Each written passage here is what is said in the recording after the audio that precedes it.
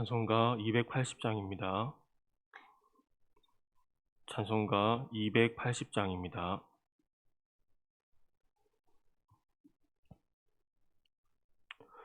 전부여 의지없어서 손 들고 옵니다. 주 나를 외면하시며 나 어디 가리까. 내 죄를 씻기 위하여 피 흘려 주시니 곧 되게 하는 마음으로 주 앞에 옵니다. 전부터 계신 주께서 영죽을 죄인을 보혈로 구해 주시니 그 사랑하옵네. 내 죄를 씻기 위하여 피 흘려 주시니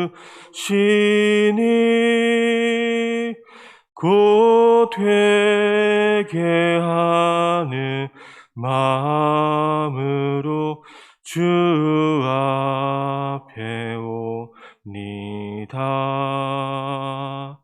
나 예수 의지함으로 큰 권능 받아서 주님께 구한 모든 것 늘 얻겠습니다. 내 죄를 씻기 위하여 피 흘려 주시니 곧 되게 하는 마음으로 주 앞에 옵니다. 아멘. 하나님 말씀은 사사기 10장 10절에서 18절까지 말씀입니다. 사사기 10장 10절에서 18절까지 말씀 교독하시고 마지막 절을 같이 읽겠습니다. 이스라엘 자손이 여호와께 부르짖어 이르되 우리가 우리 하나님을 버리고 바알들을 섬김으로 주께 범죄하였나이다 하니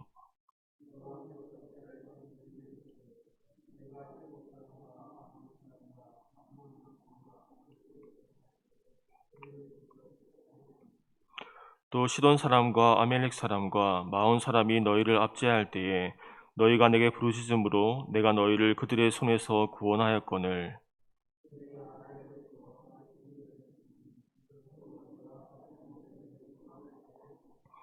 가서 너희가 택한 신에게 부르짖어 너희의 환난 때에 그들이 너희를 구원하게 하라 하신지라.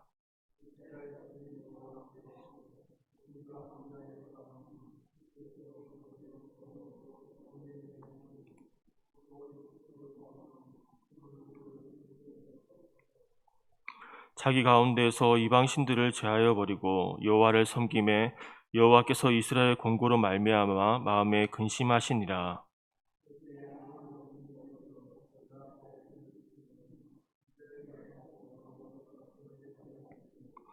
길르앗 백성과 방백들이 서로 이르되 누가 먼저 나가서 암몬 자손과 싸움을 시작하랴. 그가 길르앗 모든 주민의 머리가 되리라 하니라. 아멘. 네, 어제 이스라엘이 하나님을 떠나 이제 수많은 이방 신들을 섬김으로써 하나님이 이제 이방에 넘겨주시고 이스라엘 백성들이 억압을 당하자 이 공고가 심하여지고 그리고 하나님께 부르짖는 모습으로 시작합니다. 10절입니다. 이스라엘 자손이 여호와께 부르짖어 이르되 우리가 우리 하나님을 버리고 바알들을 섬김으로 주께 범죄하였나이다 하니 10절부터 16절까지는 우상들을 섬긴 하나님의 책망과 이스라엘의 회개를 보여주는데 그들은 주께 범죄하였나이다라고 말합니다. 하나님이 베풀어 주신 큰 은혜를 잊어버리고 하나님을 떠나서 그렇게 한 것이고 그들이 우상을 섬김으로써 하나님께 죄를 범하였기 때문에 단순히 죄를 지었나이다가 아니라 주께 범죄하였나이다라고 말하고 있습니다. 우리가 주께 범죄하였나이다 이 단어의 의미는 길을 잘못 가다 그리고 목표를 빗나가다라는 의미인데 자신이 마땅히 가야 할 길을 바로 가지 않고 바란 길을 벗어나 이 다른 길로 걸어가고 있는 것이 죄라고 하는 것을 보여주는 표현입니다. 죄라는 것은 단순히 생각과 마음과 행동의 죄일 뿐 아니라 이 하나님이 원하시는 길을 걸어가지 않는 것 그리고 이 바른 길을 이탈하여 다른 길로 걸어가는 것도 포함되는 겁니다. 그래서 회개라는 것은 잘못된 길에서 방향을 돌이켜 하나님께로 돌아오는 것이고 그리고 하나님이 원하시는 길로 돌아오는 것을 우리는 회개라고 하는 것입니다. 오늘 한글 성경에는 우리가 주께 범죄하였나이다 이 표현이 이제 본문의 맨 뒤에 있지만 이 원어 성경은 우리가 주께 범죄하였나이다 이 부분을 본문의 맨 앞에 위치하고 있습니다. 이는 이스라엘 백성들의 회개 가운데 가장 강조하고 있다는 의미입니다. 우리가 주께 범죄하였나이다라고 가장 먼저 고백하고 있고 또한 인정하고 있습니다.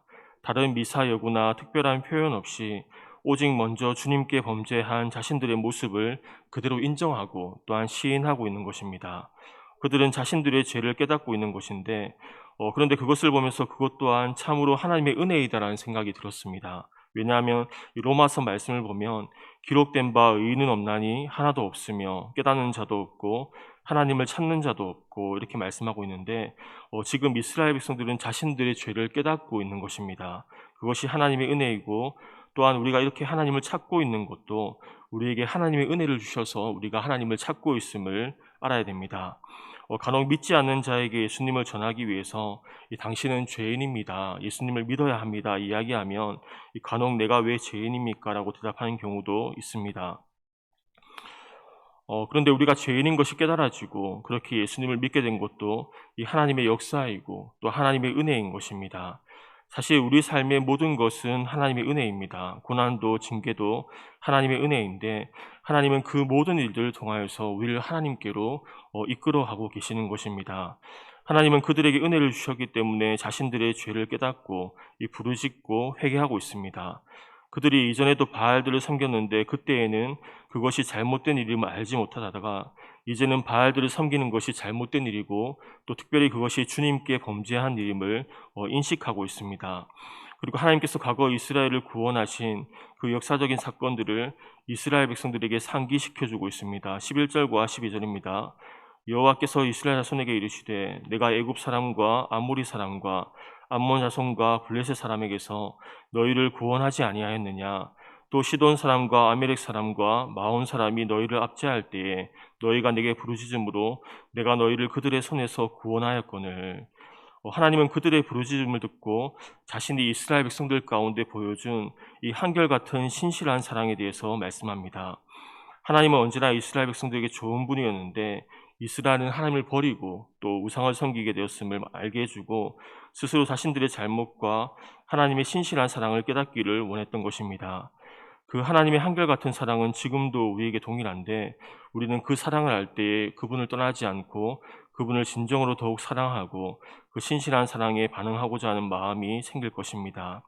그리고 13절과 14절은 이스라엘 백성들이 우상들을 섬긴 것을 하나님께서 계속적으로 말씀하고 있습니다. 13절과 14절입니다. 너희가 나를 버리고 다른 신들을 섬기니 그러므로 내가 다시는 너희를 구원하지 아니하리라. 가서 너희가 택한 신들에게 부르짖어 너희의 환난 때에 그들이 너희를 구원하게 하라 하신지라. 하나님은 그리고 바로 용서하지 않고 계속적으로 이스라엘 백성들의 잘못에 대해서 말씀하고 있습니다. 한편으로 하나님 왜 그러실까? 왜 계속적으로 그런 부분들을 이야기하실까라는 생각이 들기도 했습니다. 이 부분들을 보면서 하나님은 인격체라는 것을 더욱더 알게 됩니다. 그분도 인격이 있으시고 마음이 있으시다는 겁니다. 계속적인 이스라엘 범죄로 인하여서 하나님의 마음이 그렇다는 것입니다. 우리는 하나님의 인격이 있으시고 마음이 있으시다는 것을 기억해야 됩니다. 그분은 기뻐하시기도 하고 슬퍼하시기도 하고 그분은 마음을 가지고 있습니다. 우리의 지식과 감정과 의지가 그분에게서 나왔다는 것을 우리는 알아야 됩니다. 우리가 생각하고 감정이 있고 의지가 있는 것처럼 이 하나님도 생각하시고 이 감정을 가지시고 또한 그의 의지로서 결정하는 것입니다. 이 예수님을 보아도 눈물을 흘리시는 것을 보면서 이 하나님도 눈물을 흘리시기도 하는 것입니다. 그러나 한편으로 하나님은 어떤 분이십니까? 그분은 자비로우시고 또한 은혜로우시며 노하기를 도대하시는 분인데 이스라엘 백성들에게 이렇게 말하신 이유는 이스라엘 백성들이 오죽했으면 정말 해도 너무한 경우에 사람도 그렇게 이야기하는 것처럼 하나님도 그들의 모습을 계속적으로 말씀하고 있습니다. 누군가 사람이 사람에게 이렇게 했다면 나는 그 사람을 한결같이 사랑하는데 그 사람과 언약을 맺고 부부가 되었는데 그 사람이 계속 다른 남자를 사랑하고 다른 여자를 사랑하고 이 반복적으로 그랬다면 우리는 훨씬 더 크게 반응할 것입니다. 우리는 한 번만 그렇게 해도 훨씬 더 크게 반응할 것인데 하나님은 참으로 자비로우시고 은혜로우시며 노하기를 도대하시는 분인 것입니다. 성경은 우리에게 7번을 70번까지라도 용서하라고 말씀하는데 그렇게 하면서 우리가 하나님의 마음을 알게 되는 것입니다. 우리를 용서하신 그 하나님의 용서와 사랑이 정말로 크구나라는 것을 더욱 알게 됩니다. 우리는 그 하나님의 용서와 사랑을 값없이 여기지 않고 당연하게 여기지 않고 늘 마음의 감사를 가지고 살아가는 저와 여러분이 될 수 있기를 바랍니다. 그리고 14절을 보면서 이 하나님 이외에 다른 것은 우리를 구원해 줄 수 없음을 보게 됩니다. 하나님은 이스라엘 백성들에게 너희들이 섬겼던 신들에게 구원을 요청해 보라고 말씀합니다. 이스라엘은 하나님을 버리고 이방의 신들을 택하여 섬겼지만 정작 그들이 환란에 처했을 때에 그 이방 신들은 이스라엘을 구원해 주지 못하였습니다. 이 사실은 하나님 외에 우리가 의지하고 섬기는 그 무엇도 정작 환란의 때에 우리를 구원할 수 없음을 가르쳐 주는데 특히 현대 사회에서는 돈이 사람들의 우상이 되어 하나님보다 돈을 더 의지하고 사랑하기가 쉽습니다.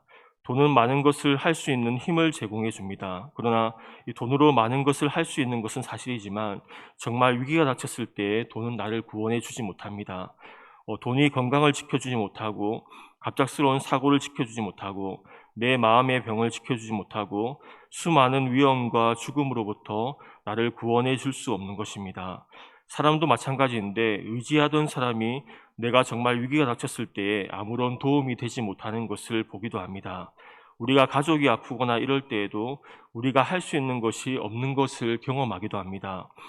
이처럼 절대절명의 위기에 처했을 때에 이 사람이든 물질이든 하나님 위에 나를 구원해 줄 것은 아무것도 없습니다.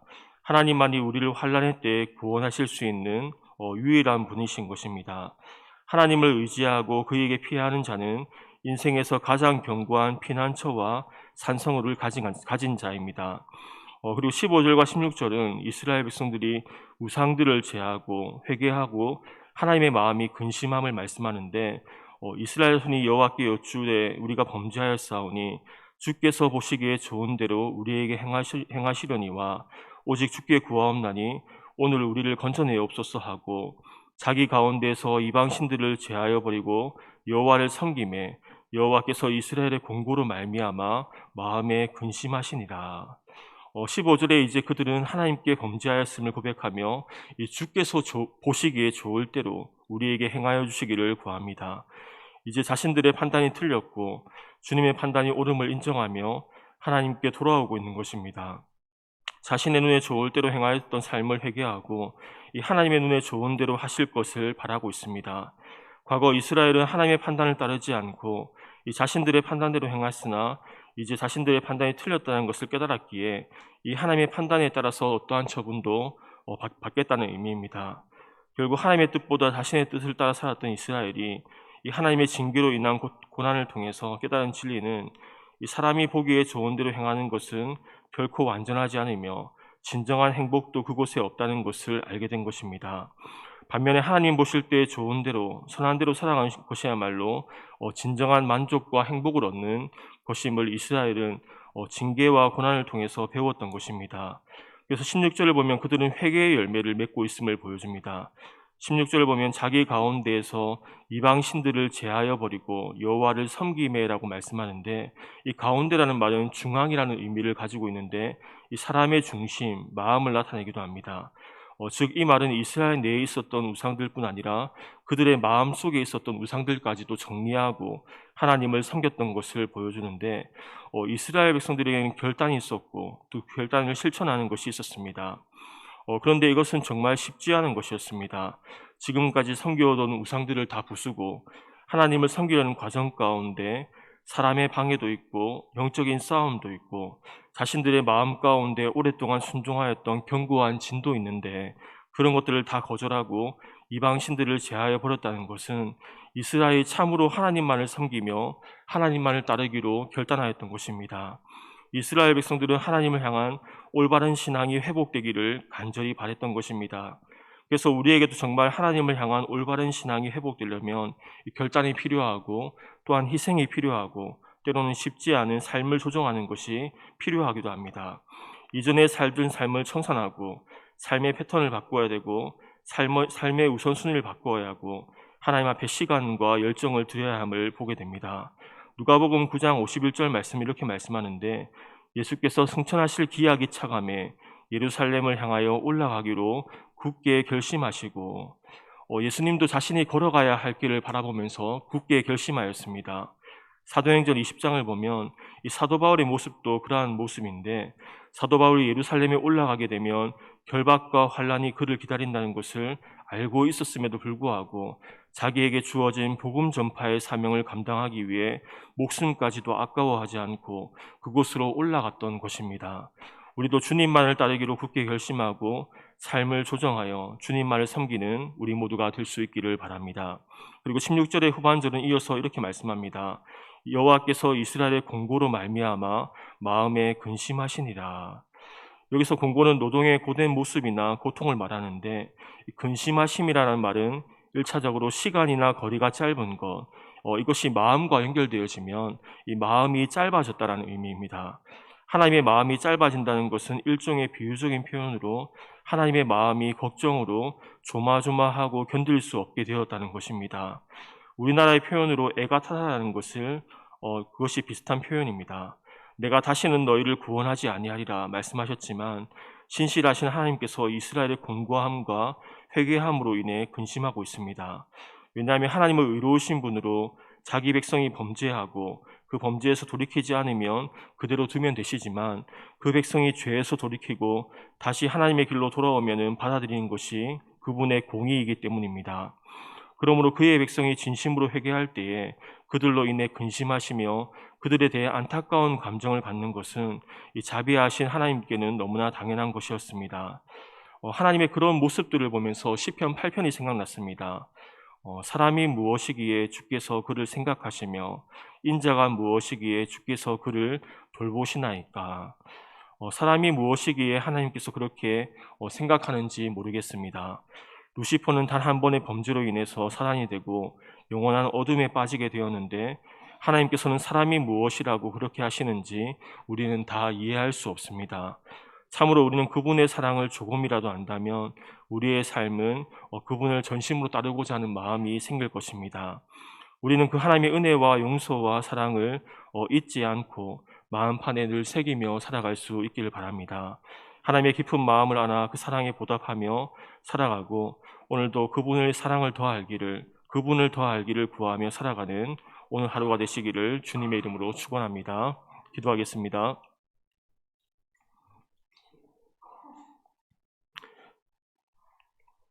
사랑의 하나님, 우리가 주님의 사랑을 더 깊이 알기 원합니다. 주님의 한없는 용서를 더 알기 원합니다. 우리의 모든 죄를 용서하신 그 하나님의 사랑을 우리가 당연히 여기지 아니하고 늘 마음 가운데 감사하며 살아가는 우리 모두가 되게 하여 주옵소서. 우리가 하나님의 기쁨이 되어지기 원합니다. 오늘도 우리에게 말씀하여 주시고 하나님과의 친밀함이 더욱 깊어지는 은혜 또한 허락하여 주옵소서. 우리의 일상의 삶이 은혜이고 또 모든 것이 하나님의 은혜임을 알아서 늘 감사하게 하시고 감사로 하나님께 영광을 돌리는 우리 모두가 되게 하여 주옵소서. 날마다 하나님을 찬양하고 하나님의 얼굴을 구하게 하시고 주의 임재 안에서 승리하며 살아가게 하옵소서. 열방의 선교사님들을 기억하여 주시고 어려운 환경 가운데서도 주님을 섬기는 그 섬김을 받아주시고 모두가 성령의 충만함으로 주님이 주신 열정과 기쁨이 넘치게 하여 주옵소서. 이 땅의 어려운 교회들을 주님 돌보아 주시기를 기도합니다. 연약한 교회들을 주님 기억하시고 필요가 채워지게 하시고 주님의 함께 하심을 날마다 경험케 하여 주옵소서. 교회 안의 환우들을 주님 기억하시고 성령으로 몸과 마음이 강건하게 하시고 치유의 강선을 발하여 주시고 무엇보다 세상이 줄 수 없는 주님의 평강이 함께 하시고 주님이 함께하고 계심을 알게 하여 주옵소서. 이곳에 하나님 나라가 더욱 임하게 하시고 하늘의 문을 열어주셔서 성령이 물붓듯이 부어지고 하나님의 사랑이 물붓듯이 부어지게 하시고 우리가 성령 안에서 기도하는 것들이 주님께 상달되어지고 응답되게 하여 주옵소서. 오늘도 성령 하나님과 동행하는 하루 되게 하여 주시옵소서. 감사드리며 살아계신 예수님의 이름으로 기도드립니다. 아멘. 하늘에 계신 우리 아버지, 아버지의 이름을 거룩하게 하시며 아버지의 나라가 오게 하시며 아버지의 뜻이 하늘에서와 같이 땅에서도 이루어지게 하소서. 오늘 우리에게 일용할 양식을 주시고 우리가 우리에게 잘못한 사람을 용서하여 준 것 같이 우리 죄를 용서하여 주시고 우리를 시험에 빠지지 않게 하시고 악에서 구하소서. 나라와 권능과 영광이 영원히 아버지의 것입니다. 아멘.